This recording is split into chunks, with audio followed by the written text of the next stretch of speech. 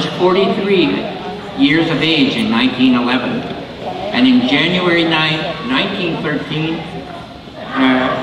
Rosanna delivered a son. Fernand Poirier was born. In 1911, Norbert and his family broke 5 acres of land and cropped 1 acre.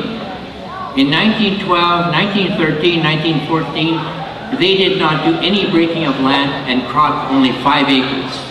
And there's a note on the document that said, you better get to your, because they had to break so many acres of land and do so many miles of fence. And if they did that done, they would have lost their homestead. So they were told to get back to work on the farm. And he is reminded on the homestead documents that there is not enough cultivation being done. They were helping the dairies. I think that's what was going on. In 1915, they broke 20 acres of land but continued to crop 5 acres. And that would have been land to feed, crops to feed themselves with bread and grain and hay for their animals. They also 3 miles of string of barbed wire stretched on the property. This is kind of hard to understand this one when we read, but in 1911 they had 4 head of cattle and 2 horses.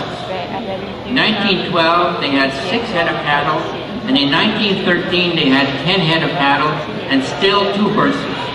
And by 1916 they had 4 horses.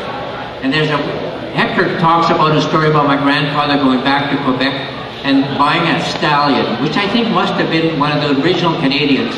Everybody was mad at him for years, but he just about broke the family buying that horse and bringing it back. And we have a picture there of that horse. But on November 15, 1916, it was deemed by the Dominion of Canada that they had met the requirement of the Homestead Act, and the land was to be transferred to him. Paul Laplante, to witness the transfer, Arthur Trudel and Pierre Birubé of Cold Lake swore affidavits confirming that the requirements had been met. And in February 3rd, 1917, he received title to his land. The document shows Norbert applied for homestead patent for Northwest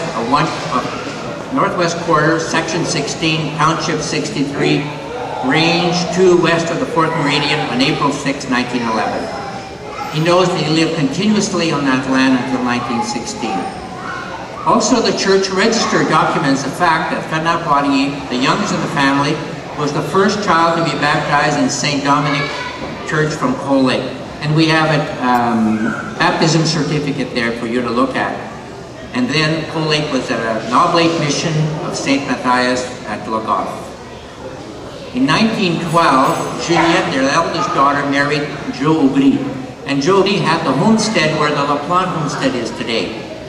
They were the first white couple to be married there. But I think they were probably married in Logoff and not in Cold Lake. And you can look at the homestead documents. Well, that was short and sweet. Joseph and Edith. It was good. I know it was good. Joseph actually claimed 3/4 of land next to Poirier's, and I'm not going to repeat the land descriptions. Basically, he filed a homestead for himself in his name only, because women weren't allowed to.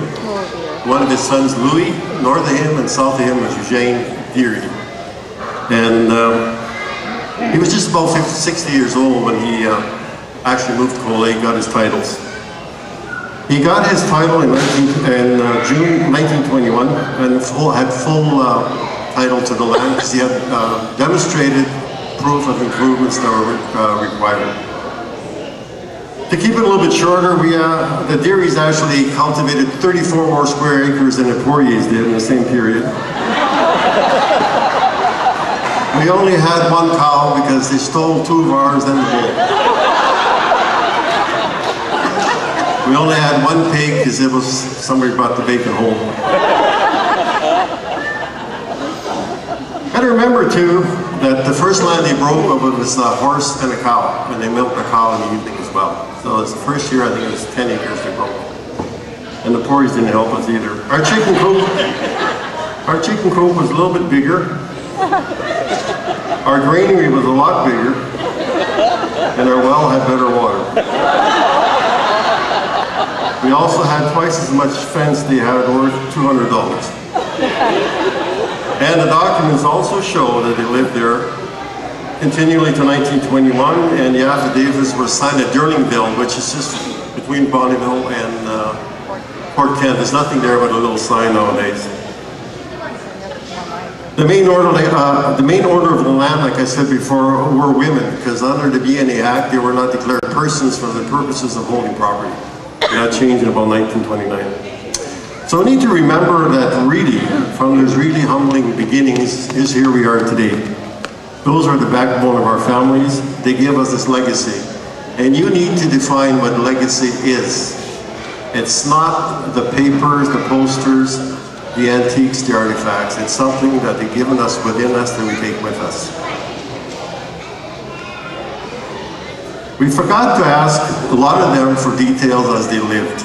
And that just happened because nobody had recorders and camcorders, blah, blah, blah. I really encourage you people today to videotape your activities, get those stories from the elders like Brian and Dennis and Charlie, and document that stuff while you're still with us. We also would like to challenge you, the generations following us, to not forget this legacy. Those people sweated to have what we are today. Not just the Gearys and Poiriers, all the pioneers in the area made Cold Lake in the community what it is today.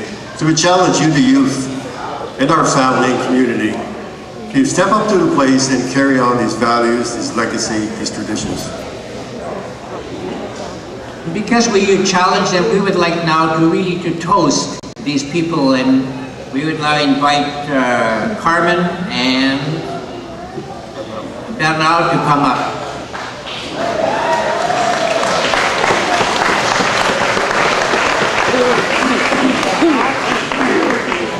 She's a lot better looking than you, Burger, so you better be good.